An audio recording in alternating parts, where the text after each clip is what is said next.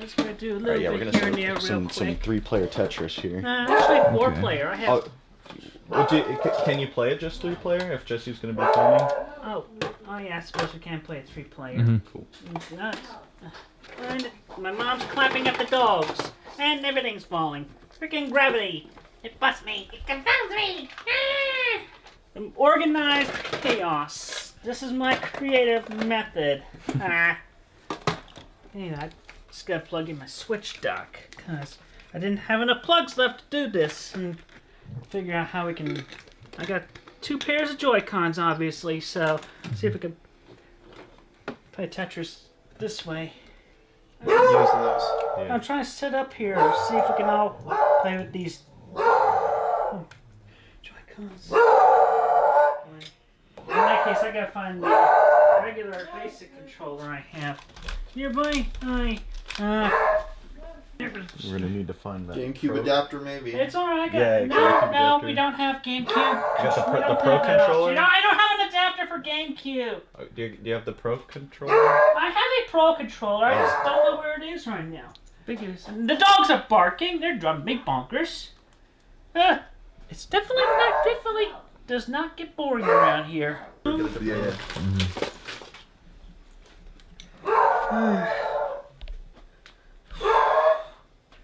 Just not focused right now. Got think. You know, I'm gonna try an Xbox controller. See if I can plug that into a USB port. See if that'll work.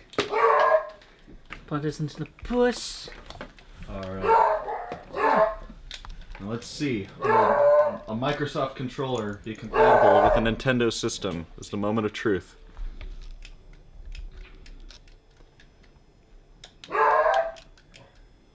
No. No. Dogs, shut up! You do that one more time, I'm gonna be like. Let's just make the video find the controller. I'm kind of curious about that. Yeah. Up, Alright. up. Oh, here we go. Alright. Hey. Right when you said that. I just need to turn it There's no batteries. on. Oh. It has batteries. I just gotta turn it on. I understand, yeah. Those dogs! Oh, shut up! I'm gonna bark my head off.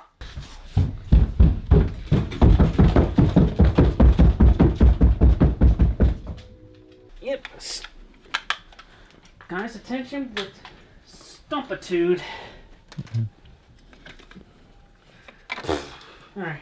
I'll go ahead and do the intro, I suppose. Hey guys, it's Kopitz. I'm here with Christine Weston Chandler and the Gamer from Mars, or Art. Today we're going to be playing some Tetris 99. It's going to be a fun time. Working on this.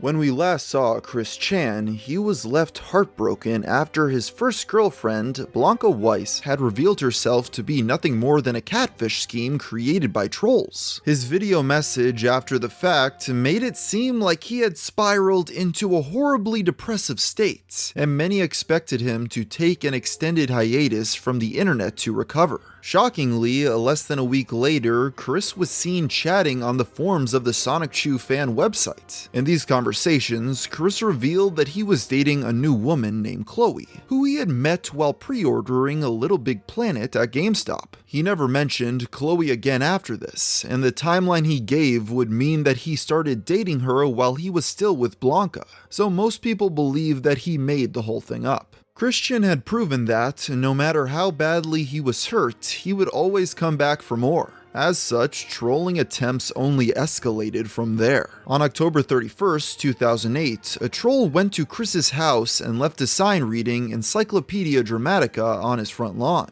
This didn't elicit a very big response, but it did mark a significant turning point. The internet and the real world were becoming increasingly merged. Even if Chris did log off, the trolls would still be there. And just a few days later, a website called Quickie was founded by a user named CogsDev. This was an archive dedicated solely to the documentation and discussion of Chris's antics, something almost unheard of for previous trolling victims. It was around this time that Chris Chan was informed about a young man named Ryan Cash, who was a big fan of the Sonic Chew comic. During Chris's initial feud with ED, when he was holding the release of Sonic Chew No. 7 hostage, hostage until the site was taken down, Ryan was reportedly so distraught by the prospect of never reading any new Sonic Chew comics that he decided to take his own life. To everyone, it was obvious that this story was made up in yet another attempt to prank the autistic 20-some-year-old man. Well, obvious to everyone, that is, except for Chris himself. After some pressure from people like Vivian Guy and Panda Halo, Chris included a short tribute to Ryan in one of his update videos. However, many people saw this as insincere due to his lackluster delivery, as well as the fact that it was sandwiched between two completely unrelated announcements. And for Ryan Cash and his family, I feel for you and I'm sorry, but best thing you could do for Ryan and yourselves, just to move on. Try to be happy. Gee, so much power. That's a lot worse than when that child locked himself in the room after seeing Optimus Prime die in the original movie. And then also on the PlayStation Network on the home. Around this same time, Chris received an email from a man claiming to be Takashi Tezuka, a highly successful video game director at Nintendo. While working at Nintendo, I have heard about your original character, Sonichu, from many of my coworkers who read emails sent from your fans who are asking for a Sonichu game. I eventually received a message from Shigeru Miyamoto that we at Nintendo should take the first step into creating a Sonichu game. That is why I am programming in 2 new characters into Animal Crossing City Folk, Sonichu and Rosechu. If a large number of players enjoy Sonichu and Rosechu, we will create a Sonichu game with the help of Sega. Tezuka even included a couple of screenshots of the Sonic Chew character in Animal Crossing. As can be expected, Chris did not catch on to the fact that this was a troll. He had made no secret in the past that his dream was to one day make an official Sonic Chew game with Nintendo and Sega. Now it appeared that that dream was being delivered to him on a silver platter. A few days later, the same prankster emailed Chris again, this time posing as Shigeru Miyamoto, the creator of Super Mario Bros. And Legend of Zelda. For good measure, he also sent emails pretending to be a lawyer for Nintendo named James Zilberstein, or just Jay-Z for short. This was all done as a small attempt to clue Chris into the fact that it was all a joke, but he never caught on. In fact, on January 6, 2009, Chris posted a video announcing the exciting news that he was working directly with Nintendo. He also stated that, for legal reasons, he had been advised by Nintendo to go back into his old comics and change the names of characters that were based on real people. Chris obliged the troll's orders, and soon after, every issue of Sonic Chew that had been published received these new edits. Sarah Hammer became Nicole Rammer, Wes Isley became Walter Grisby, Megan became Meg Chan, and Mary Lee Walsh became Slawwell Ryam. Later that day, the troll emailed Chris under yet another alias. This time he was pretending to be Greg Mays, a web designer hired by Nintendo to help spruce up the Sonic Chew website in advance of the game. Blinded by excitement, Chris happily handed over the password to his website without question. This resulted in it quickly being taken offline. Greg emailed Chris blaming the outage on Sega filing a cease and desist order against the project. At this point, Chris finally caught on to the fact that he was being trolled, although he still was unable to see the full extent of it. Despite understanding that Greg was a fictional character, Chris was still convinced that every other person in the storyline was real, and that he was truly in contact with Shigeru Miyamoto. Now listen, sir. I want you to restore all the files you've deleted from Sonichu.net, the Sonichu and Rosechu fan site, CWC's Pokesite 2, and the other CWC sites that were on there, where I will have my lore, his people of Nintendo, and the people of Sega, even the power of Mr. Miyamoto himself, bring in a tracking team, track you down, and force you to restore Sonichu.net and all, with a cruel, beating up, terribly painful punishment. You do not want to remain on my bad side. My fangs are sharp, and I can thirst for blood, even though I am Cherokee, not a vampire. Chris followed this stern email with a vlog in which he expressed the same sentiment, even repeating the threat about his fangs. You're getting it, so just listen to me, you jerk. Re-upload it. or we're gonna rain heckle on you, because I'm not afraid to show my fangs.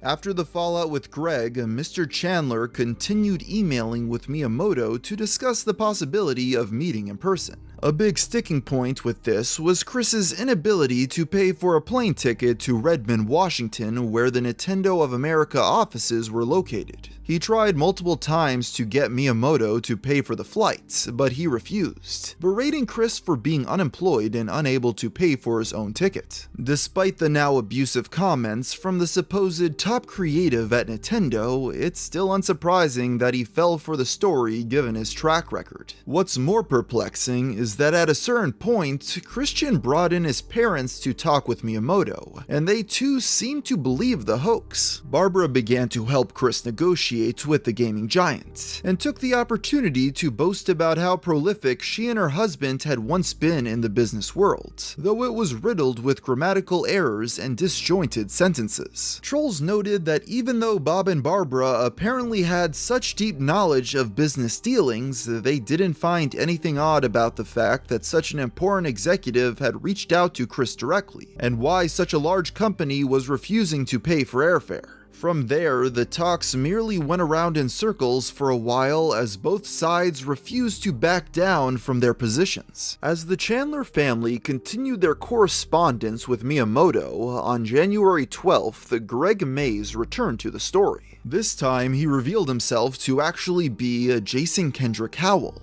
the original troll who created the Encyclopedia Dramatica page in the first place. This unsurprisingly was just another lie, but Chris took the bait without question. As Jason was still holding Chris's website hostage, he offered him a deal. He would return the domain name if Chris posted a video coming out as either straight or gay, with the choice being up to him. Chris unsurprisingly chose the latter in an incredibly short video, and held up a poster of Britney Spears as proof. Jason was not satisfied by this offering, and demanded Chris make a longer video. In this upload, Chris goes into great detail about how all his life he had gotten along better with women than he did with men. He even holds up a copy of a Playboy magazine this time as further proof of his heterosexuality. The troll was much happier with this, though he wasn't done just yet, asking Chris for one last video where he would film his parents telling Chris how proud they were of him. Christian at first agreed, but it seems that it was never actually filmed, as he apparently decided that it would be easier to just make a new website rather than continue to jump through hoops for Jason's amusement. Shortly thereafter, a new video was posted announcing the creation of sonicchew.info. That same day, Jason sent Chris another email, revealing that he was not actually Jason at all. It was just another pseudonym used by the true man behind all of this, Clyde Cash, the brother of Ryan Cash, who you might remember as the boy who had killed himself over Sonic Chew. Clyde vowed revenge against Chris due to his brother's death, and had devoted his life to making him suffer. Even the famously gullible Chris did not believe this story at first, instead thinking Jason was just lying to get out of trouble. Very interesting. I will know Clyde Cash as your nickname among my printed written information I have of you when I go to the police department to report you. Hey, do me a huge favor. Stand in the middle of heaviest traffic and get run over. I pray to God and Jesus for your death, Jason Kendrick Howell. As time went on, Chris would eventually accept Clyde Cash as real. Many trolls would use the name as an alias, and Chris would come to know Clyde as his arch nemesis, the mysterious figure pulling the strings behind every trolling scheme in his life. After his grand entrance, Clyde formed an organization called the Private Villa of Corrupted Citizens, or PVCC for short. This was named after the villainous organization from the Sonic Chew comic series, which itself was named after Piedmont, Virginia Community College. knowledge. Clyde's version of the PVCC was meant to be an elite team of only the best trolls, who would team up to devise new ways to mess with Chris. After revealing himself, Clyde's first act of trolling was to hack into Chris Chan's account and send an email to Miyamoto pretending to come out of the closet. Please keep in mind that Miyamoto and Clyde Cash were being played by the same person, but Chris was not privy to this fact and was thus horrified when he discovered what had been sent from his account. He quickly established that he had been hacked and reaffirmed his heterosexuality. Mr. Chandler also posted a video directed at Miyamoto in order to confirm his identity. In this upload, Chris held up two pieces of evidence: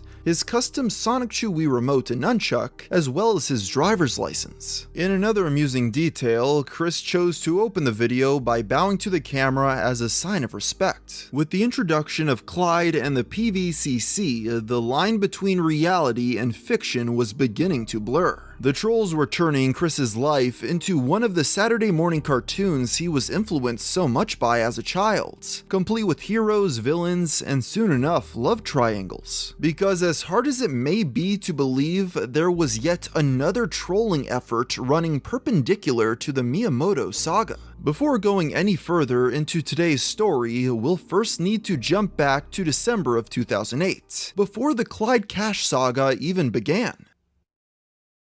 I hate the homos. I actually do have a past story, as I have realized from repressed memories back from the Greene County days. But I will not go further than that because y'all would have a field day. Around this time, someone going by the name Cassie Rosechew informed Chris that she had created a message board called Sonic Chew Girls, where Chris's female fans could gather and discuss their love for him and his comic. The users of Sonic Chew Girls all heaped compliments onto Chris, treating him like a king and all saying that they would happily have sex with him. Chris clearly loved having such a large harem of women singing his praises, and in February of 2009, he even went so far as to ship Cassie Rosechew a box full of locks of his hair, which she was meant to distribute amongst the other Sonic Chew girls. Reportedly, his hair was greasy and had an unpleasant smell. Of all the users of the message board, one stood out from the rest, a young woman named Julie Milvana, better known by her screen name of Blue Spike. Now, Chris had not met Julie on the Sonic Chew Girls message board. She had emailed Chris a few weeks prior and the two had quickly hit it off. Unbeknownst to Chris though, Blue Spike led a double life as a member of the PVCC. At the time when Chris and Julie's relationship began to get more intense, Chris had also restarted a romance with his old flame Sarah Mackenzie, aka Panda Halo. During one night on the Sonic Chew Girls message board, Julie was expressing her displeasure with this relationship, and she believed Chris would be much happier with her. It seemed as though Chris agreed, as he stated he would break up with Sarah in order to date Julie. At that moment, Sarah just so happened to join the chat, and was immediately horrified by what she saw. The three of them began arguing, resulting in Julie leaving the chat and threatening to kill herself. To this, Chris would only say, "Damn."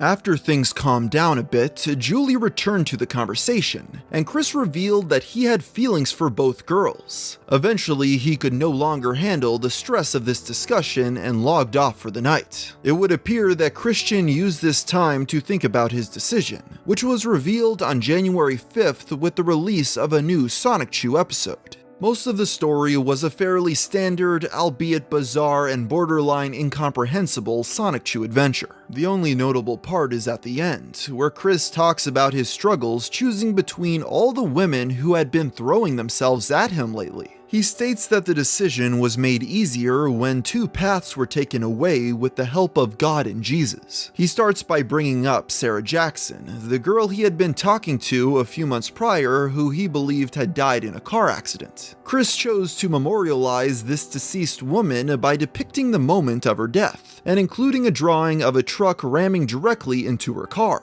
He also brings up Jessie Ruddy, another lady he had been talking to who had revealed herself to be a troll. He ended this section by proclaiming Sarah Mackenzie to be his true sweetheart, officially completing his love quest. Chris did not even mention Julie in this comic, so it's entirely possible that it was completed before he started talking to her. Either way, at the time, he remained devoted to Sarah. Later in January, Chris engaged in an internet relay chat, or IRC, with Clyde Cash along with his friend and popular entrepreneur Billy Mays. In this convo, Chris's immediate priority was to try to get Clyde to be nicer to him. He started by once again offering his condolences for Ryan's death, and tried to relate to him by mentioning how distraught he was after the passing of his dog Patty. This strategy did not work, as it only angered Clyde, who derided Chris for daring to compare a dog to his brother. Chris still doubled down on this point, claiming to have loved Patty as though she was a sibling. He also made an attempt to gain Clyde's respect, claiming that he was courageous for enduring being trolled for so long. Unsurprisingly, these strategies proved unsuccessful, as Clyde and Billy Mays seemed more concerned with finding new ways to annoy their target. Things continued with Christian being tormented by his inability to lose his virginity despite having so many women throwing themselves at him. Clyde brought up the subject of Chris's then-girlfriend Sarah Mackenzie, who he claimed to have raped, a point Chris seemed unfazed by.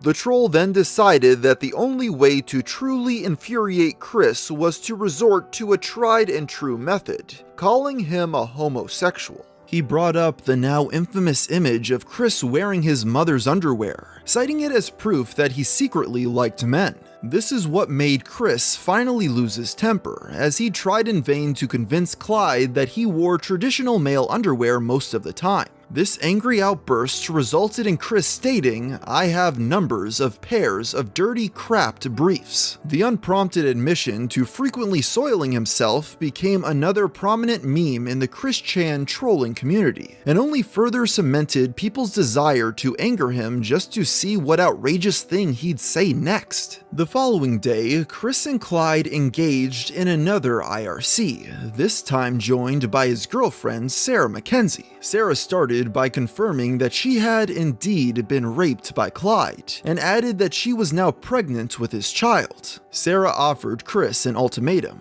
If he managed to turn Sonichu into a successful franchise, she would become his wife and raise the child with him. This barely seemed to affect Chris, as he even gave Sarah his blessing to move in with her supposed rapist if she chose. Ultimately, this trolling attempt proved not to be very fruitful, although it would more or less mark the end of his relationship with Sarah. This breakup would not keep Chris down for long though, as he decided to immediately jump back into things with Julie. The two of them began talking frequently again over Mumble, a voice chat application similar to Discord or Skype. Julie took the opportunity to deepen the lore of her character. She told Chris that she came from the fictional country of Molvania, and that her homeland had been in the midst of a political upheaval after the assassination of their dictator. Chris almost Googled it to check the legitimacy of these claims, coming so close to finally figuring out that he was being lied to,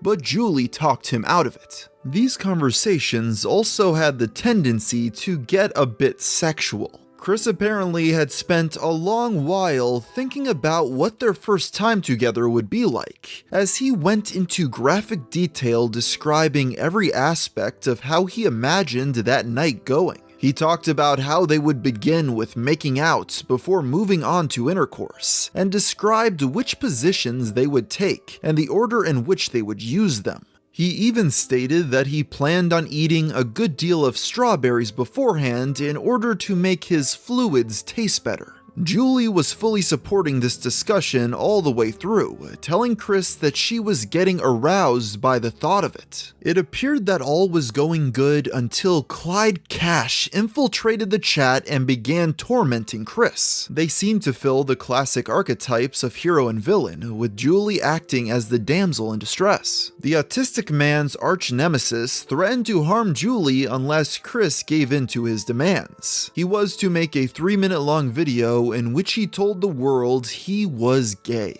Chris agreed, although he formulated a plan to beat Clyde at his own game. On February 5th, 2009, Chris posted a video in which he appears to come out of the closet, though secretly doesn't. Let me explain. You see, Chris was unwilling to make the coming out video for his nemesis, so he instead figured out a loophole. In the video, rather than saying he was gay, he instead referred to himself as a Gabian. This was his made-up term for a male lesbian, in other words, a man who is attracted to women. In addition, Christian also hid a number of clues in the video so his true fans would be able to tell he was not being entirely truthful. He held an Optimus Prime toy, which he had previously referred to as a symbol of true masculinity, and displayed a Sailor Moon poster in the background to show his love for women. He also chose not to wear his Sonichu medallion, which his fans knew meant that he was not telling the truth. To put it simply, Clyde was not impressed, demanding that Chris do it again without the word Gabian.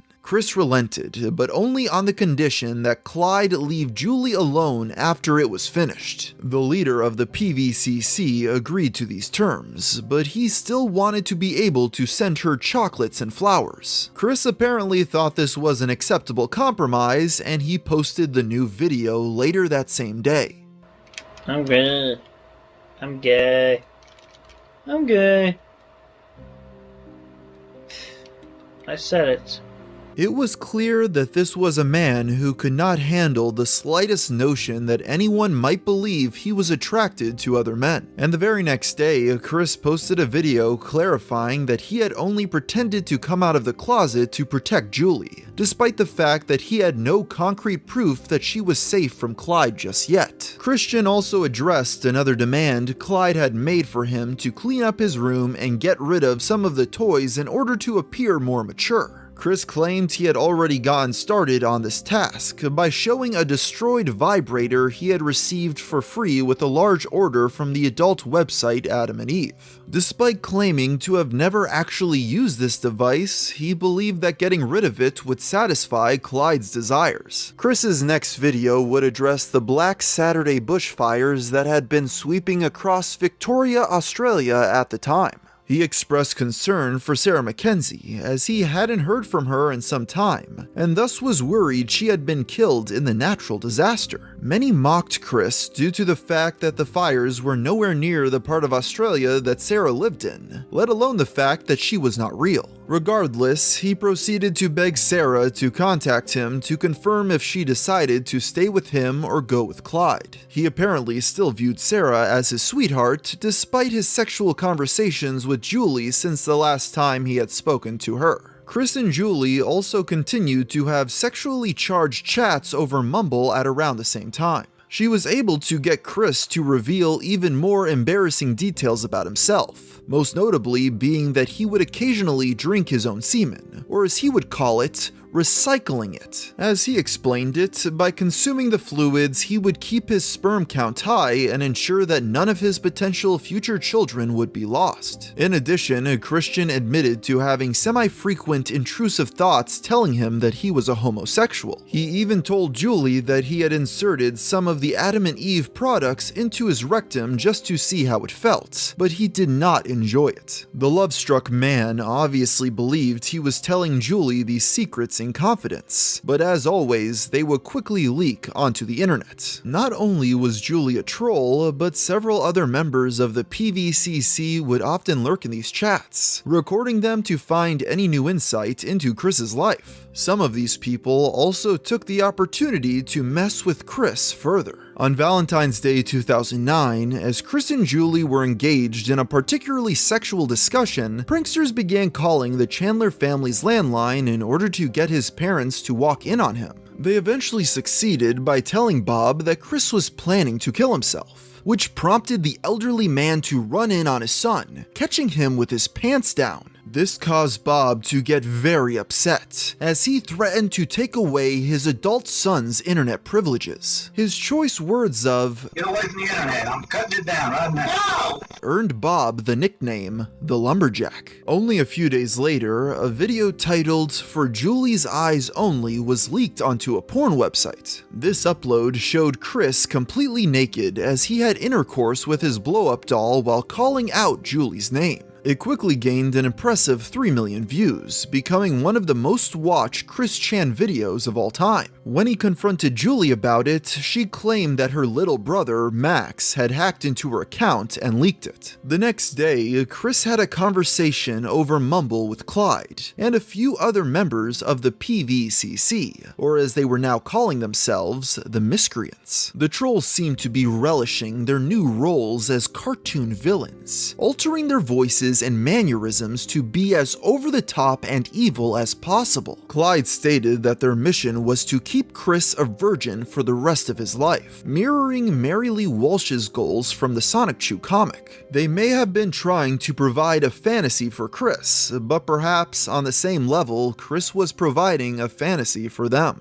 Clyde and the Miscreants dropped many large revelations on Chris during this chat. They revealed that not only was Max one of them, but so were Blanca Weiss, Jason Kendrick Howell, and Sarah Mackenzie. On the subject of Sarah, Clyde also assured him that she survived the bushfires. As this was happening, Max took control of the Blue Spike account and began using it to message Chris. He told him that the Miscreants had kidnapped Julie and were holding her hostage at their secret headquarters in Cleveland, Ohio. A few days later, Chris received an email from Clyde reaffirming this claim, and adding that they were planning to ship her off to China. They then gave Chris an address where he could supposedly rescue her. Now by this point, Chris had proven himself to be able to believe some pretty outlandish things, but most of the Miscreants thought that this was still a bridge too far. Even if he did believe the story, many assumed that he would not actually go through with the journey. Surprising everyone though, in the early morning of February 25th, Chris got in his car and began making the drive to Ohio. He departed without telling his parents, choosing instead to leave a note informing them of what was happening.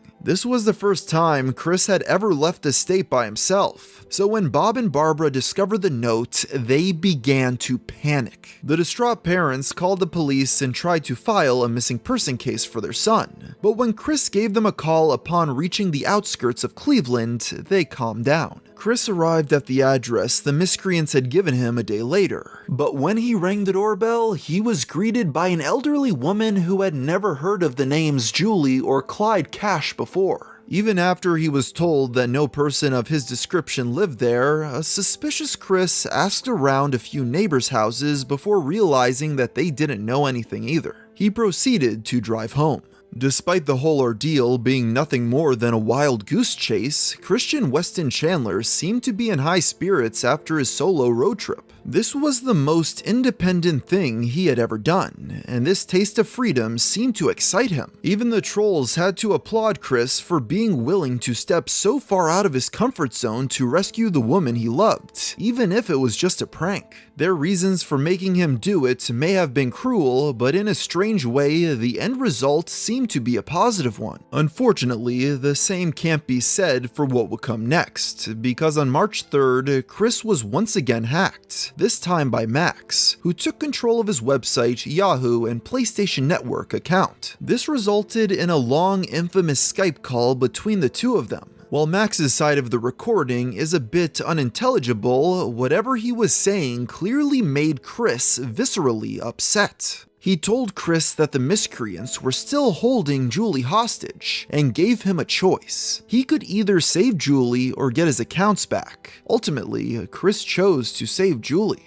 After the decision was made, Max began threatening to put Chris's PSN account up for auction on eBay. Even though he had chosen Julie, Christian still begged the troll not to go through with it. He didn't even seem to mind if he didn't get it back. For some reason, he was just desperate for it not to be sold. And this is when Max saw an opportunity. He began making ludicrous demands of Chris in order to keep the account off of eBay, including dancing for him him, as well as making love with the manager of the game place. At some point, Max made fun of Chris by accusing him of not having genitals. While no video recording exists of this conversation, based on Max's reaction, it can be inferred that Chris exposed himself on camera to prove him incorrect. After some deliberation, Max's demands became focused on Chris's Sonic Chew medallion. He tossed around ideas for things Chris could do with his prized possession, including setting it aflame and ejaculating on it. Ultimately, the troll decided on the cruelest thing possible, making Chris insert the medallion into his anus. Despite the only thing at stake being a PlayStation Network account, Chris decided this was an acceptable trade-off. As just stated, no video of this ordeal exists online, but Max can be heard laughing with sadistic glee as Chris repeats how miserable this whole experience is making him.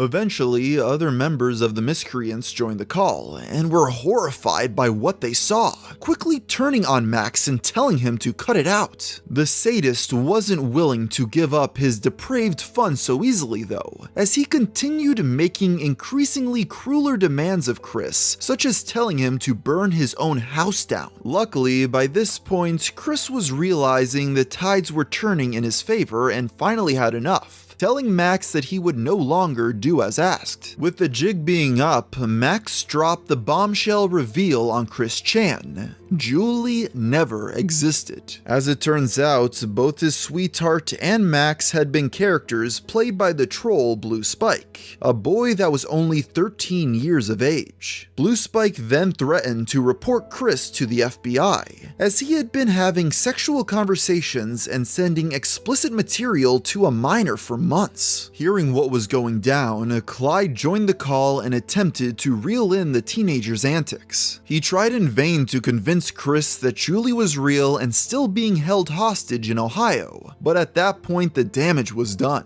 The 13-year-olds had torn down the entire facade that Clyde spent months building up. Despite his cruel methods, on some level, Clyde seemed to believe he was helping Chris take some control of his life and gain maturity. But Blue Spike didn't care about that, as he merely wanted the autistic man to suffer. The following day, Christian had a chat over Mumble with the miscreants sans Blue Spike, where he stated he felt sick after the previous day's events. There was a notable change of tone from the pranksters here, as they were clearly treating Chris more nicely, presumably out of a sense of guilt. That didn't stop them entirely, of course. Clyde Cash mentioned that he had Blue Spike killed for what he had done, to which Chris could only respond, "That's sad." For a short while after this incident, the trolls chose to back off, and Chris made a conscious effort to talk to fewer people over the World Wide Web. But as always, it wouldn't be long until both sides were back to their old ways. In fact, a new troll would soon enter the picture.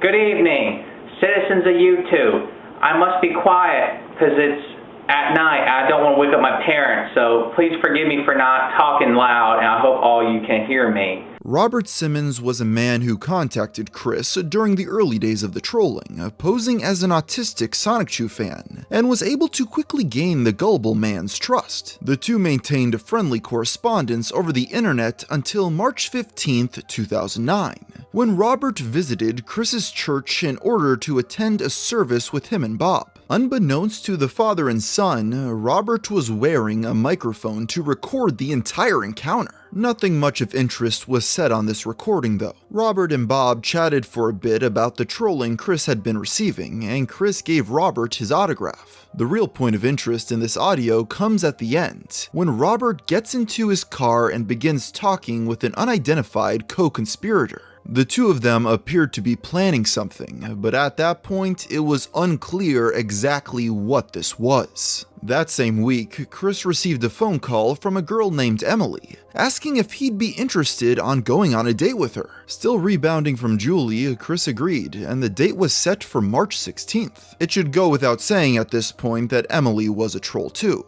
In fact, she was the one who had put the Encyclopedia Dramatica sign in Chris's yard a few months prior. The two decided to meet up at the now iconic Fashion Square Mall. Chris's former favorite spot for picking up women. When the day came, Chris arrived first, but quickly got too stressed out and left before Emily showed up. Even though she was a troll, this was still the closest thing to a real date Chris had ever been on. Upon arriving home, he posted a video apologizing to Emily, asking if they could reschedule for a new time for their date. In this upload, Chris also cites his parents as the reason for backing out at the last second. But my mom was in disbelief, but yet also my father was in full belief, and still conflicting, all the conflicting opinions and whatnot. It just made me feel unsure. He stated that if they did arrange a new day to go out on, he would not tell his mother about it. Shortly thereafter, the female troll and Chris got in contact once again, and the new date was set. On this second meeting attempt, it was Emily who arrived at the mall early. She wore a concealed microphone, and her friend covertly recorded the meeting in order to capture what they had planned. When Chris arrived, Emily and her cohorts were surprised to see him accompanied by Bob. The trio sat down for lunch at the food court, where Bob talked incessantly to Emily, with Chris barely getting a word in edgewise. Many speculated that the now elderly man liked to talk a lot because he was so starved for attention living with Chris and Barb that he would take any opportunity he could to interact with new people. Eventually, the father did leave the two alone, and Chris and Emily walked around the mall together. The romantically impaired man made some awkward attempts to flirt. He seemed to brag about taking a shower before the date, showed her his infamous Donald Duck impression, and compared her to a character from Sailor Moon.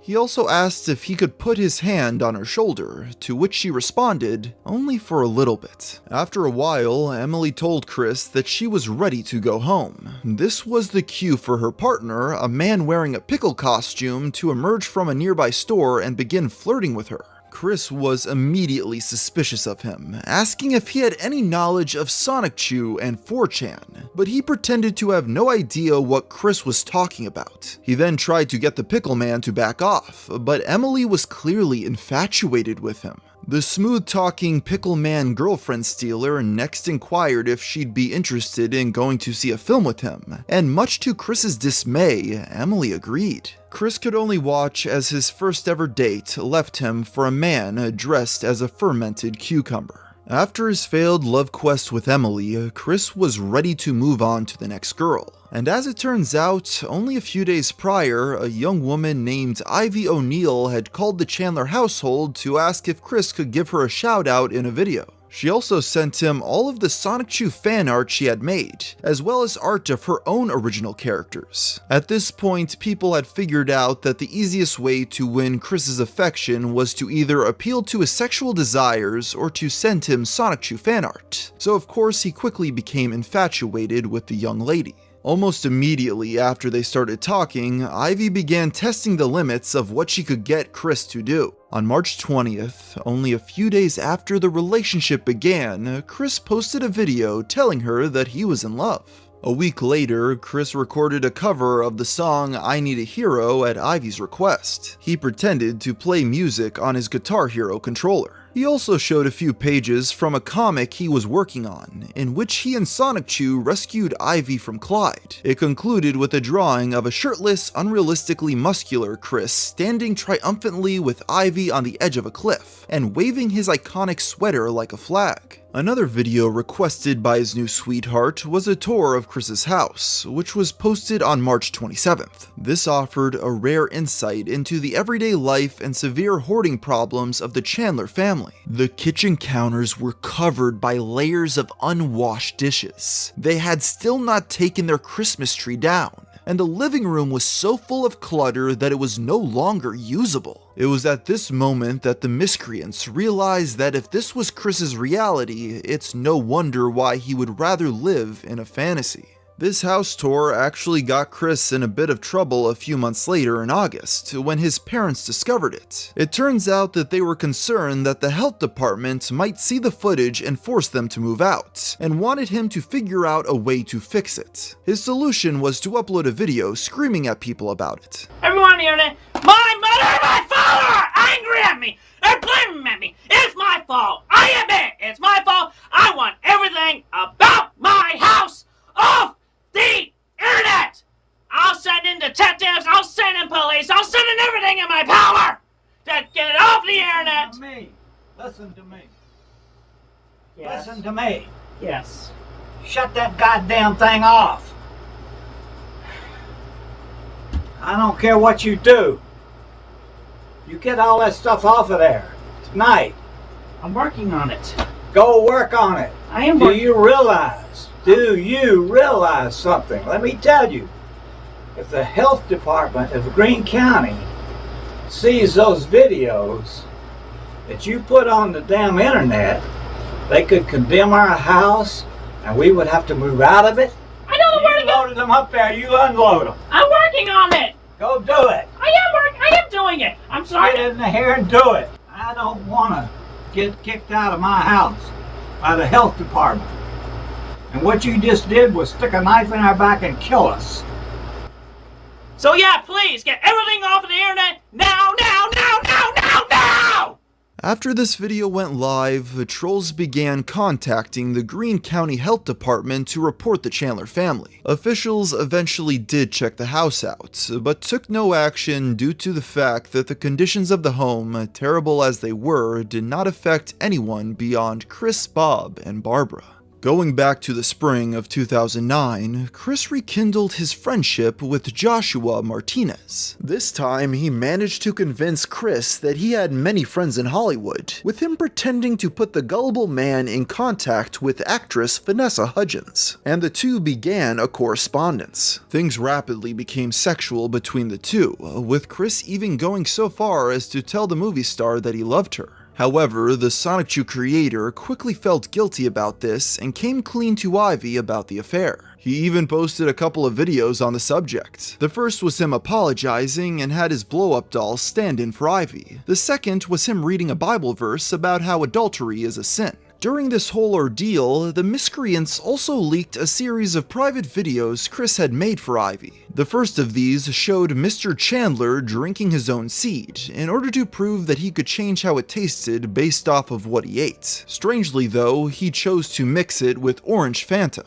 The second was of Chris naked in the shower, slow dancing to an imaginary Ivy. Finally, the third was of him once again naked, spanking himself as punishment for cheating. If this wasn't embarrassing enough, they also leaked a series of photos showing Chris wearing nothing but his Sonic medallion and an adult diaper. These were all punishments devised by Ivy to make up for the fact that he had an emotional affair with the star of High School Musical. All of this discipline only seemed to strengthen Chris's love for Ivy, as by April 24th, he posted a video of himself pretending to propose. He did this by producing a cover of the Celine Dion song, It's All Coming Back to Me, which he played in the background. It was followed up by Chris showing off his latest comic, Sonic Special No. 2, which told the story of his dream wedding. A few days later, the miscreants leaked the follow-up, Sonic Special No. 3. This was made as a gift to Ivy, and was only ever meant to be seen by her. The story followed the couple's honeymoon, and them consummating the marriage. As shown prior, Chris wasn't afraid to make his comics sexual, and this was no exception. According to some, Ivy encouraged Chris to make the drawings of his genitals as accurate as possible. His solution was to place his manhood on the paper and trace over it. This resulted in his character's package being roughly the same size as his entire body, leading many fans to nickname it the Giant Penis Comic. By May, Chris decided he wanted to better control the online conversation surrounding him. With this, he created an account on Wikipedia named Chris Chan Sonic and attempted to write up a page about himself on the site. This was quickly deleted though, as it included excessively detailed personal information, and the Wikipedia admins assumed it was created by a troll. This was not a total loss though, as CogsDev, the creator of the Quickie, decided to take the opportunity to create a new website called Wikipedia. where Chris could post about himself all he liked. Aside from YouTube, this would be Chris's primary space for communicating with the public, and the new home for the Sonichu comic. This same month, Chris was tricked once again by Joshua Martinez, who sold him a PSP at a drastically inflated price. For some reason, this excessive spending was the final nail in the coffin for Ivy, who decided to break up with Chris soon afterward. She also cited his infidelity as another reason for leaving, but it can probably be assumed that the troll behind the Ivy persona had just gotten bored and needed an excuse to give it up. For the 2 days afterward, Chris called his ex non-stop, begging her to take him back. It got so bad that she eventually had to call Bob to make Chris leave her alone. In an instant, one of Chris's most serious relationships had ended, and he barely understood why. Accepting the rejection and trying to move on, Chris posted a video saying he would be resuming his love quest, more specifically looking for a smoke-free, non-alcoholic, non-black woman. Most importantly, he claimed that he would no longer be talking to ladies over the internet, and would only accept offers from those who approached him in real life. It seemed to many that he had finally learned his lesson. To back this up, Chris began expanding his social life and friend circle with his new gal pal, Kim Wilson, as well as a couple of her friends. The thing is, Kim was actually Emily, the girl Chris had gone on a date with a few months prior. But as baffling as it may sound, he did not seem to recognize her. Kim posted a series of vlogs depicting her time with Chris. Despite the fact that she was a troll, it seemed like she actually wanted him to enjoy himself. Most notably, one of these videos showed Chris drinking a Long Island iced tea, which was his first ever alcoholic beverage. After years of vilifying people who drank, this was a rare moment of Chris stepping out of his comfort zone. As Christian continued hanging out with Kim and her friends, he began getting a lot more confident. In July, a video was recorded with the help of a buddy titled Rollin' and Trollin', in which he gave a tour of Charlottesville while pretending it was Quickville. The most notable thing in this video was Chris's change in appearance. His famous blue and red striped sweater had been replaced with a blue t-shirt and a vest, and his Sonichu medallion had been exchanged for dog tags. He wore tattoo sleeves,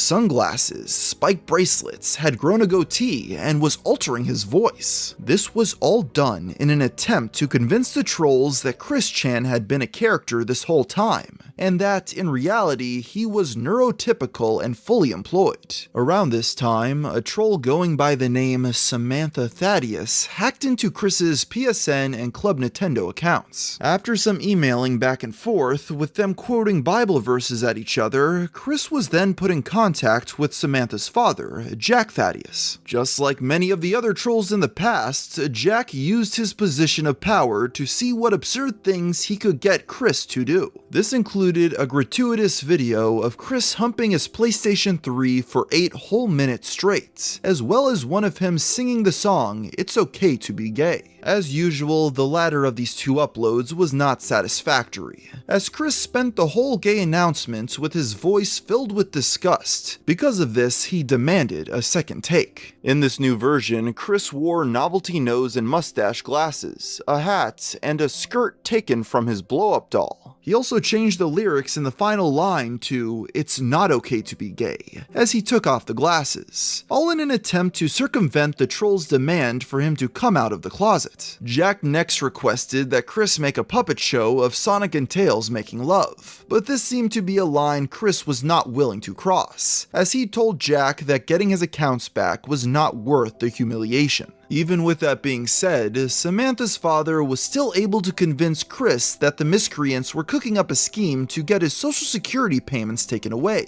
as he had apparently revealed himself to not actually have autism in his Rollin' and Trollin' video. In response, Chris posted an upload clarifying that he was, in fact, unemployed and autistic. Inexplicably, all of the audio in this video was entirely through ADR. I don't have a job. So there, and I am high functionally autistic, and I'm nearsighted, still a virgin, so there you go.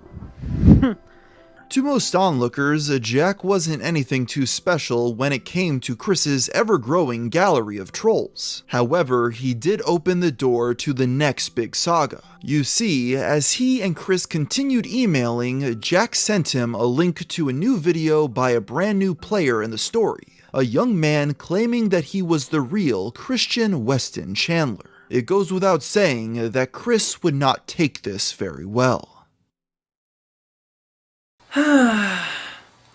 Captain's log. Stardate, June 21st, 2009. My name is Christian Weston Chandler.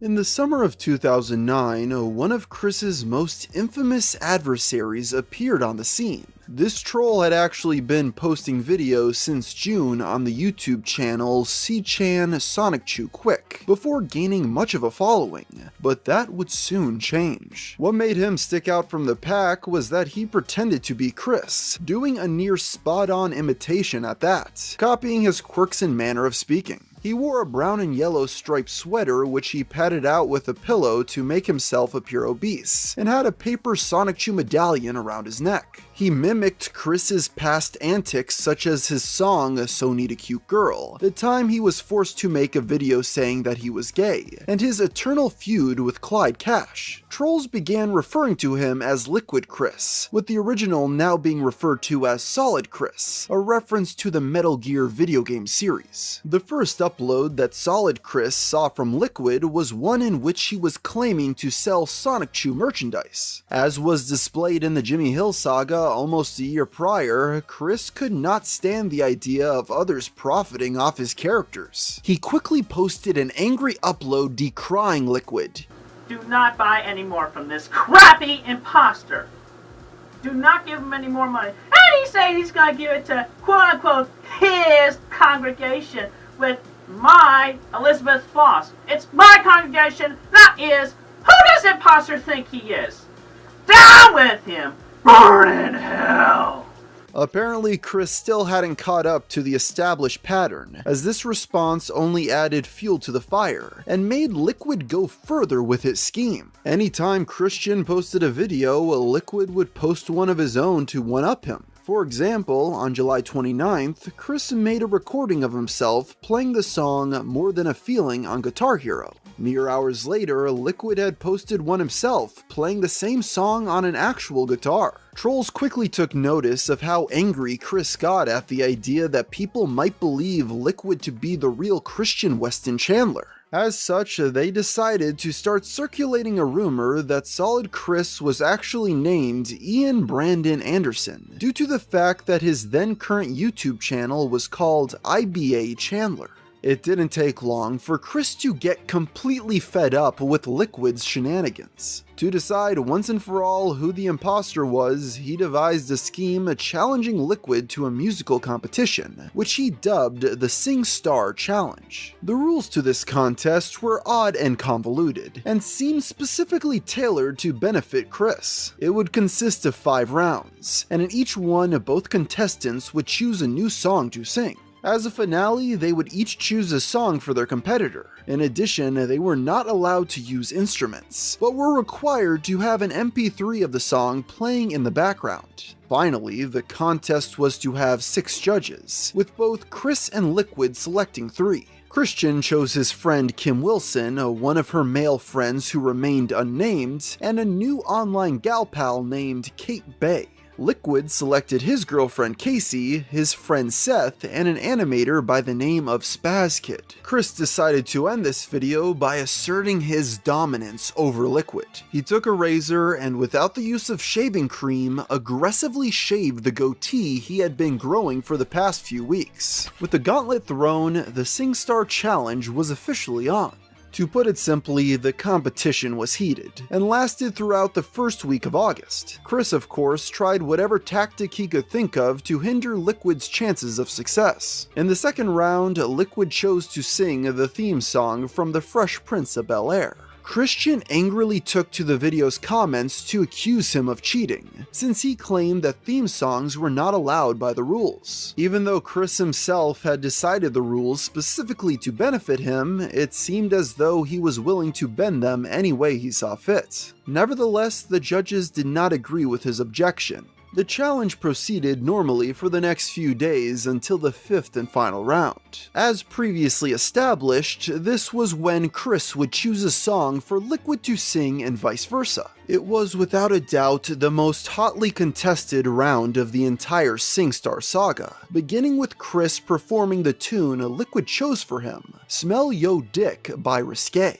However, he opted to change the titular lyric to duck due to his discomfort with the phallic implication. Liquid was quick to call him out on this, forcing Chris to post a new version in which he sang the uncensored lines even though he clearly didn't want to. As for Liquid, Chris chose for him to perform Lift Up Your Eyes by the Planet Shakers. However, he did not sing the entire song, as the full version was almost 10 minutes in length. This provoked a furious response from Christian, who demanded that Liquid redo his entry with the full version or be disqualified. Chris also claimed that he had gotten the police involved to investigate Liquid, but walked back the claim almost instantly. The Autistic Man's imposter soon uploaded his new video with the complete song, and the SingStar challenge was officially complete. All that was left was for the judges to cast their votes. In the end, Liquid Chris was declared the winner after 4 of the 6 judges selected him.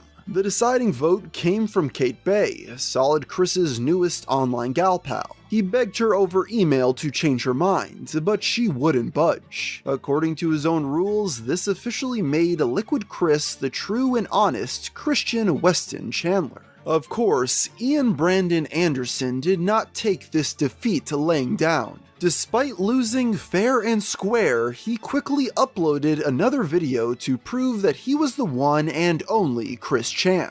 To accomplish this, he publicly stated his address and phone number, inviting anybody to come over to his house and meet him. Unlike most other times when personal information about Mr. Chandler was revealed, this was not done through leaks or manipulation. Chris was simply so irate at the idea of anybody believing that he was not the real Christian Chandler that he willingly doxed himself. Meanwhile, after achieving victory in the SingStar challenge, Liquid Chris posted an update video about his life. He thanked the judges for voting for him and stated that he had recently proposed to his sweetheart Casey. On top of this, he also claimed to have gotten a job at a video game studio in Redmond, Washington. This was most likely a reference to the Miyamoto saga from earlier. He concluded that, due to his new career move, he would officially be leaving the internet to focus on his new life. Liquid walked off camera as the song We'll Meet Again played ominously in the background, seemingly indicating that his saga was not quite finished just yet. Over the course of the SingStar challenge, Solid Chris came in contact with Liquid's sweetheart Casey. They began talking semi-frequently over the phone and email, and she even joined him on one of his days out with Kim Wilson in real life. As they got to know each other better, it was clear that Chris's feelings for his new gal pal became more than just platonic friendship.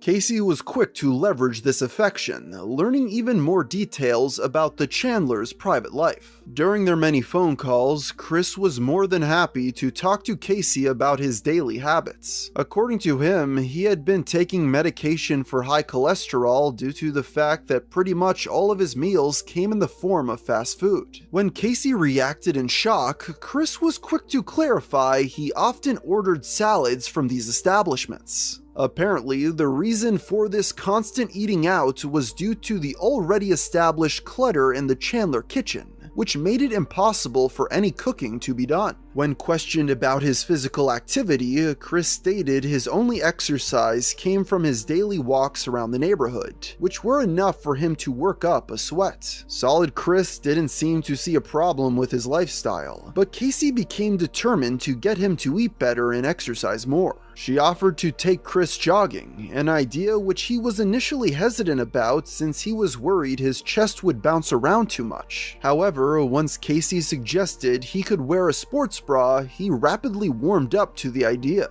He quickly purchased a piece of the female apparel, sent Casey a photo of himself wearing it, and commented on how confident it made him feel. Casey also encouraged Chris to get out of the house more. He began attending what he described as a relationship development class, which he hoped would help build up his confidence about talking to women in person. He compared it to his idea of dating education class, a concept he had been trying to get schools to implement for years alongside sex ed. Chris also applied for a job at Target. Going through with this took a lot more convincing from Casey than she first thought, as Chris was concerned that getting a job would impact his monthly social security checks. He never received a call back, but it cannot be overstated how much of a big step it was for Chris to apply in the first place, considering he had been arrested at Target only a few years prior. In October, after months away from the internet, Liquid Chris returned with a new video. He claimed that he had not made it to his job in Redmond, Washington, as while riding the bus there, he had been drugged and kidnapped by Solid Chris. He then stated that he woke up in the Sahara Desert with blood oozing from his anus. Chris was quick to deny the story. I mean, come on, his story. I mean, like, you know, being put in a meat factory, Sahara Desert, Aladdin people? Huh.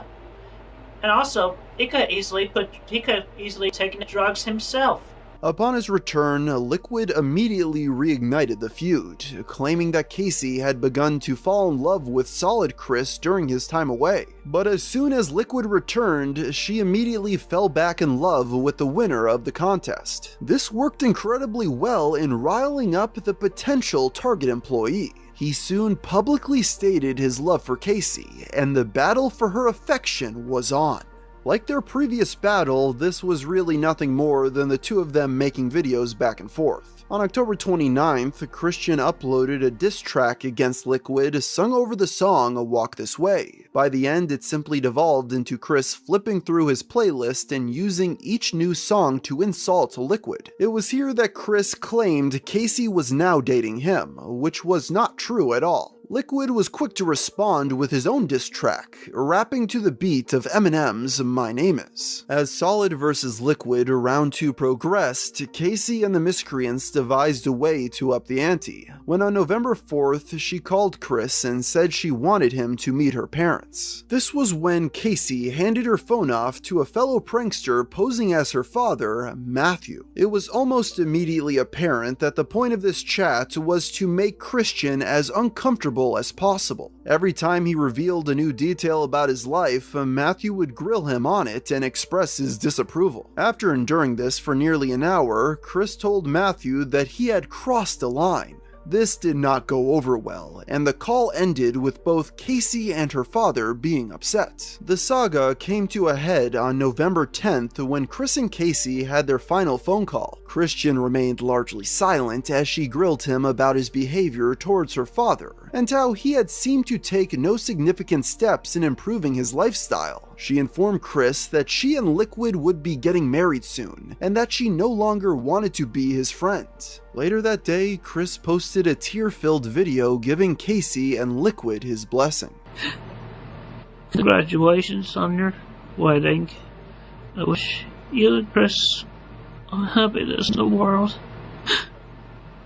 The supposed reason for Chris Chan making this video was to share the other things he wanted to tell Casey before she hung up on him. It seemed like this ordeal had once again left Chris emotionally destroyed. But as Casey even predicted, it wouldn't be long until he had forgotten about all of this and moved on to his next big saga.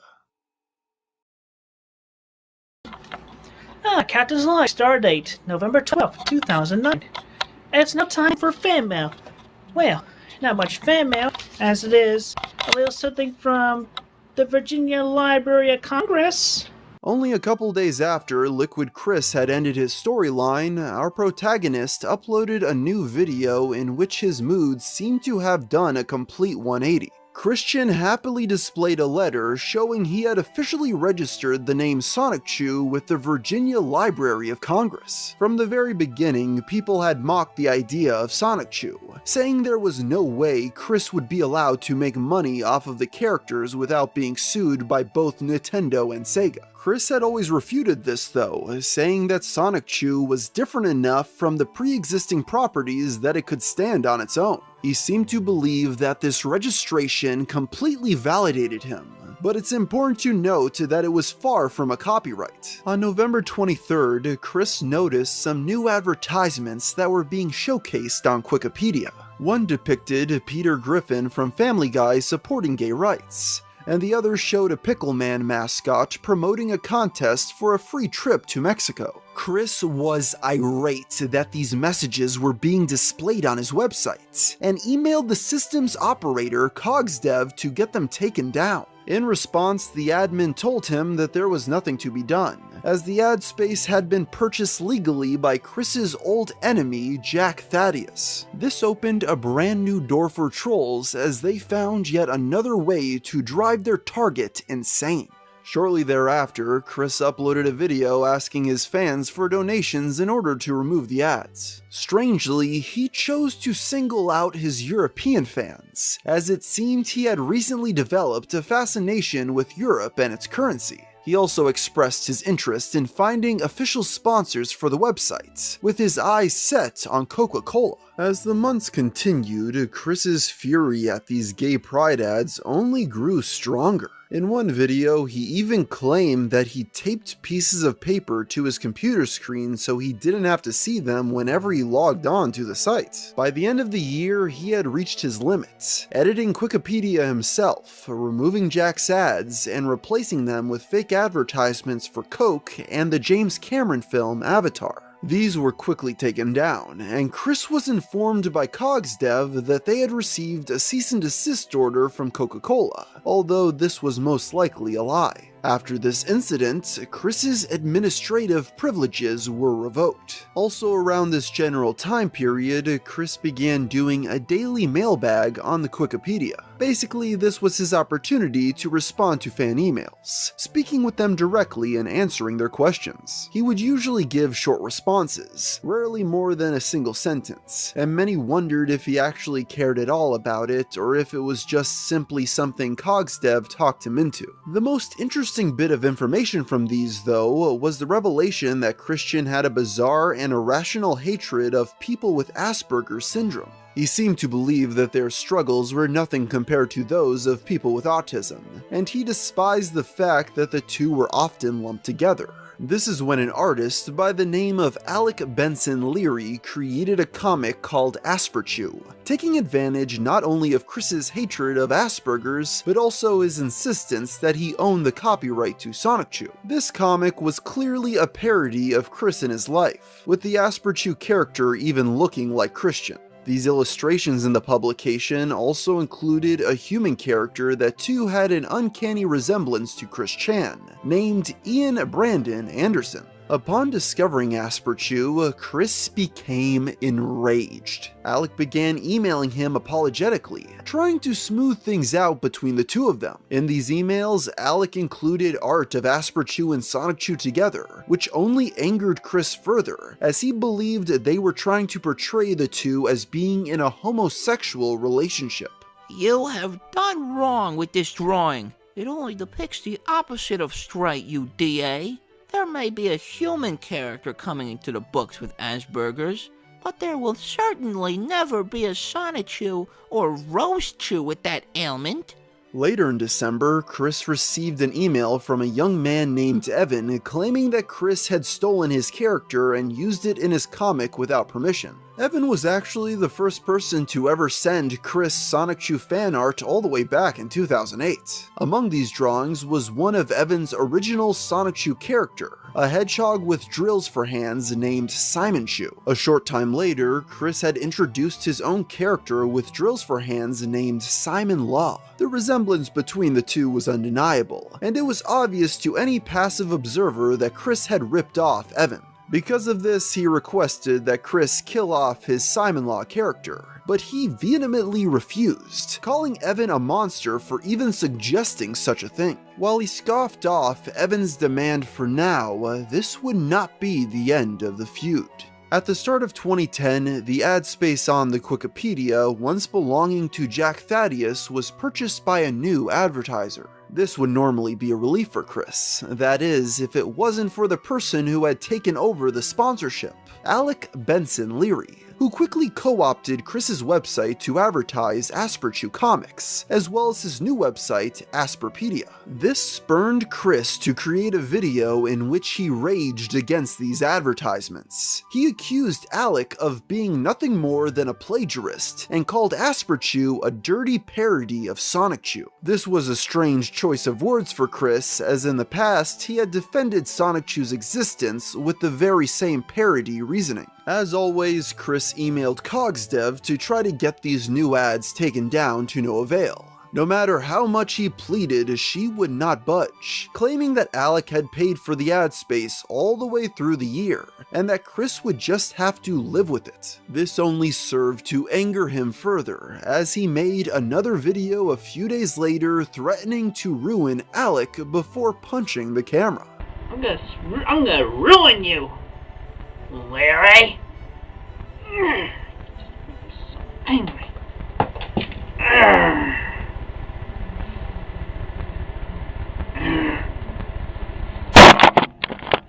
The longer Alec's ads stayed up on the Wikipedia, the angrier Chris became. On January 15th, he posted another video directed at not just Alec, but a few of his friends as well. These included Asperpedia's webmaster Mao Ling, Sean August Watley, a frequent Asperpedia contributor, and Evan. Together, these men would later be known as the Asperpedia 4. The upload concludes with Chris challenging all of them to a fight, to decide once and for all who was superior. He even read out his home address yet again so they could come face him directly. As January continued, Chris posted more and more uploads about his hatred for Alec and the Asperpedia 4. In fact, mere hours later, he made a rant in which he spoke a Spanish phrase backwards that he believed translated to "love Sonic Chew and hate Asperchew." Confused, trolls were able to trace this back to an episode of The Simpsons, where a similar backwards-speaking tactic is used to try to brainwash people to join the Navy. On the 17th, Chris uploaded yet another video about his feelings toward Alec. In this one, he reviewed the Asperchew comic, detailing every single thing he hated about it. Of course, the main thing he took offense to was how it depicted him, specifically citing the fact that Asperchew had a quote-unquote Buddha belly. He went on to criticize its anti-religious themes, as well as the excessive violence and nudity. To that last point, Chris did address the fact that Sonic Chew had seen its fair share of nudity as well. However, he had defended it by stating it had all been censored, seemingly ignoring the fact that he had originally posted it all uncensored. The irate man concluded this video by claiming he would be getting the FBI involved in the case, and telling Alec that the spirit of his dog Patty would haunt his nightmares and eat his soul. After this, Chris and Alec finally began communicating with each other directly over the phone. Their first conversation began on the subject of the promotions placed on the Wikipedia. Surprisingly, Chris seemed ready to compromise on this matter, saying he wouldn't mind so much if the ads were regulated only to the site's sidebars. In addition, he also said that he should be able to run his own ads on Asperpedia just to make things fair. To both of these points, Alec seemed to be willing to cooperate, although it appears nothing much came of it. These discussions next moved on to the subject of Alec's use of Sonic Chew characters in his comic. Chris demanded he stop, or at least change their names, but Alec stood his ground. For some reason, the topic was shifted to Alec and Chris pointing out the various lore differences between the two universes, such as the fact that in his world, Sonic Chew was a Pokemon, while in Alec's, he was just a species of animal. This led the troll to his next argument. If Chris insisted that Sonic Chew was a Pokemon, how could he then claim to own the full copyright to him? Chris obviously had no answer to this question, as he uncomfortably tried to shift the topic back to the original subject of the ads, but Alec continued pressing, and eventually Chris made up a lie about his cell phone running out of battery, ending the discussion.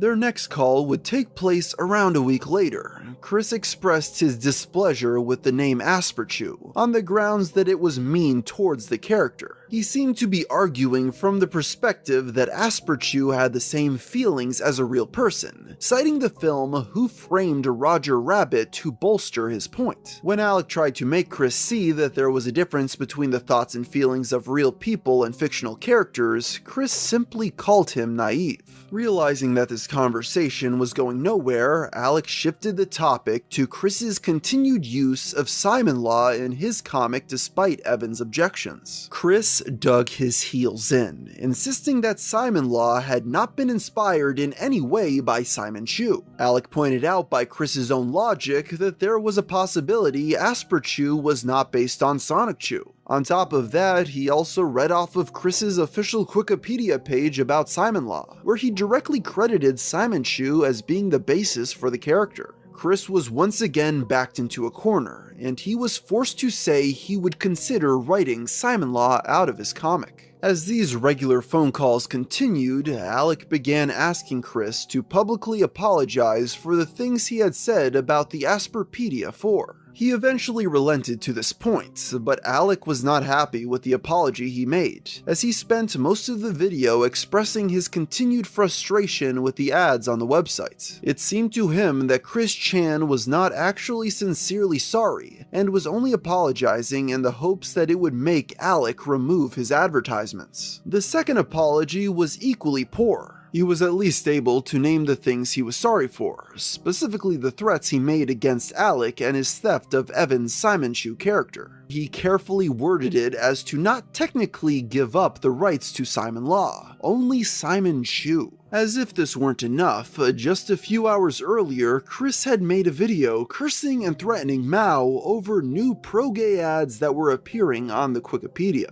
Eventually, Alex stopped asking Chris for more apology videos as it became increasingly clear that he would never learn his lesson. The way the man spoke to Chris was like a parent disciplining a child. Unlike many of the other trolls who just wanted to see a reaction, it seemed like Alec had a genuine desire to make Chris see the error of his ways. But as you would soon discover, this strategy didn't work. February 25th, 2010 was a big day in Chris Chan history, as it marked the publication of Sonic Chew number 10, which would prove to be one of the most bombastic comics he had ever made, because it attempted to exact revenge on practically every troll who had ever wronged him over the past year. The story opens with Chris being released from the time void he had been trapped in several issues prior. He detailed what had transpired while he was away, how he had traveled to the future and met his wife, a woman named Lovely Weather. She was a scientist working on a vaccine for homosexuality, which she was finally able to complete using a sample of Chris's pure straight blood. Chris then traveled back to the present and used the vaccine on his nemesis Natesurk, turning him heterosexual again and as a result, redeeming his character. Later in the issue, Chris stated that he meant no offense to his homosexual fans, and that he only included this plot point in order to convince his trolls that he wasn't gay. It didn't work. Next, he grabbed his trusty Guitar Hero controller, which transformed him from a drawing to a photograph of himself. Chris and his band, the Hedgehog Boys, played his original song, Revive Zordon, a Power Rangers parody of Cat Scratch Fever by Ted Nugent. The tune was played so loud that it caused the 4-cent garbage building to crumble. As everything collapsed around them, Clyde Cash and Jack Thaddeus grabbed one another by the hand and fell to their deaths. In Chris's mind, this was meant to humiliate them, implying that they were gay just before killing them off. To his dismay though, most readers thought this came off as a surprisingly touching and tragic end to the two characters. Once the tower came down, Chris lamented the fact that the trolls forced him to do such a thing, and added the detail that there were 1,500 people inside the 4-cent garbage headquarters when it was destroyed. The final part of the story came when Chris traveled to the home of Alec Benson Leary and wiped all of the contents of Asperpedia from the internet. Despite the fact that this issue was all about him getting back at the trolls, he did use this section to somewhat honor the wishes of Alec and Evan by killing off Simon Law. Yet he did this in his own spiteful way, depicting Evan as the one to kill her by planting an exploding Pokemon in her bathroom. Following the lengthy courtroom scene, the entire Asperpedia 4 were found guilty of Simon Law's murder and sentenced to death. Each of them received a different grisly fate. Alec was put in an electric chair, with 10 of Chris's characters simultaneously pushing the button to end his life. Evan was chained to a wall and sliced to pieces by Simon Law's husband and her recently born daughter, Sandy. Sean was also chained to a wall and shot multiple times, leaving his body bloody and riddled with bullets. Finally, Chris personally used his psychic powers to mutilate and butcher Mao. Upon reading this, Alec called the comic book creator once again, this time to talk about his shock at how he and his friends were depicted in Sonic Chew 10. He asked Chris if he understood the hypocrisy of showing such gratuitous violence in his comic, when he had previously criticized Asperchew for the same thing. But Chris defended himself by saying he had only done it because of how angry he was that they made him kill Simon Law. To that point, Alec mentioned that Chris had effectively broken his end of the agreement by introducing the character of Sandy, who was basically just a new version of Evan's creation. Chris, of course, disagreed, and this arguing ultimately went nowhere. This would be their final phone call. Are you positive you really understand how I feel about you, Mr. Hans Asperger? Yeah. Yeah? Baka! I feel dislike towards you for selfishly putting your ill name in association with autism. At the same time he was dealing with the Asperpedia 4, Chris had also begun attending a young adult social club in hopes of meeting new people, and drumming up more interest in Sonic Chew. It was here that he met a young woman who he referred to as the Wallflower in order to respect her wishes of remaining anonymous on the internet. The two of them seemed to hit it off quite well at first, although she was quick to inform Christian that she was not looking for a relationship, and only wanted to be friends. Chris, being Chris, however, still thought it would be a good idea to escalate things. The now 28-year-old man and the Wallflower emailed back and forth frequently over the coming months, and eventually decided to start collaborating on a fantasy story together. During this correspondence, Chris continued to try to get closer with her. This only served to make the young woman more uncomfortable though, as she requested Chris limit the visits he had apparently been making to her home. I don't want to sound mean or anything, but I would like some space between visits. I like you and you're nice, but I only just met you. I am in no mood for an actual relationship. And during the once-a-month thing, I want to visit with the other young adults too. On March 9th, Chris posted a custom level he had been making on the game Little Big Planet titled The Guardians of the Owl Kingdom. This was meant as an adaptation of the fantasy story he had begun writing with the Wallflower. In the level's description, Christian referred to his co-writer by her online name, Damien Antaria. The trolls were quickly able to use this information to track down the Wallflower's true identity, and decided to email her a link to the quickie. To put it mildly, she was horrified that her private information had been discovered, and was even more disturbed by the things she read on the site. She emailed Chris furious about the entire situation, demanding he find some way to remove all the info about her from the internet. Chris tried to explain, blaming the trolls for all his problems, and concluded his email by saying he loved her, which seemed to be the last straw. I don't love you and I hate you for this. Everything was fine until I met you.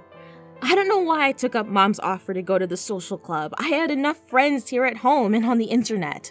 As Chris was reeling from yet another loss of a gal pal, he received an email from a troll calling himself Surfshack Tito, claiming to be the one who sent the Wallflower the link to the quickie. He differentiated himself from the other trolls by taking on the persona of a pre-established character from the cartoon Rocket Power. often ending his emails with the same words of wisdom given by his fictional counterpart on the show. Chris decided to email the Wallflower in order to warn her about this new Nickelodeon-themed troll, but she still wanted nothing to do with him, telling Chris that she had a boyfriend now, although this was most likely a lie, so he'd leave her alone.